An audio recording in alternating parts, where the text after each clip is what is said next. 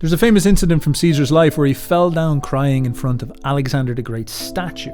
And there's something in this that I think a lot of people miss, which is what might have happened psychologically inside the mind of Julius Caesar in this moment. Now, you're going to have to allow me to speculate, but based on his decisions afterwards, we might have seen Caesar maturing right in this instance. You see, these ancient Romans all would look back to Alexander the Great as this image of a Superman, as the ideal, as the total hero they want to be, like how young boys now might look at Cristiano Ronaldo. Now, the boyish fantasy inside the minds of all these young Roman men was to live a life like Alexander, to achieve levels of greatness that he achieved. Caesar's later rival Pompey would succeed in living out this fantasy and manage to conquer the Eastern world just like Alexander did. Pompey would then come back to Rome and receive an enormous triumph, validating his position as a top dog up there with Alexander. So you can see these young male Roman aristocrats were driven to try fulfill this. This is what propelled them forward. And Caesar was just the same. And when he came across Alexander's statue, he was the same age as Alexander when Alexander conquered the world. And so he was forced to confront a horrible thing,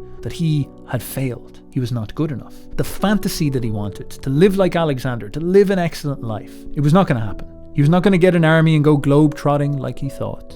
He was going to have to sacrifice this heroic, youthful fantasy and try to live a more practical life, to look at the reality around him and embrace this. And this may have motivated his next decision, which was to go very heavily into politics when he got back to Rome, to take politics much more seriously.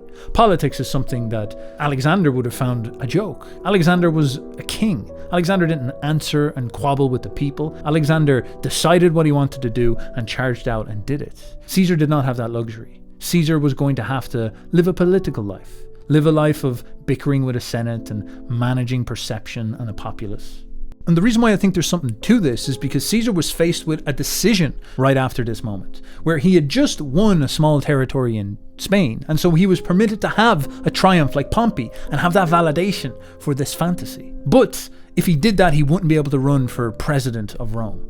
And he chose to forego this triumph and pursue the presidency, to give up on this fantasy of being rewarded as a high-status conquering general, and instead go and do the political game. And this was an excellent decision. It sent him on his path that led him to conquering Gaul. Now, if he did not have this experience with Alexander and was forced to eat the humility that he's just not on that youthful brilliance that Alexander was, would he take in that triumph and ended up politically neutral, washed away in the history books as a minor figure who had no consequence on the future of Rome?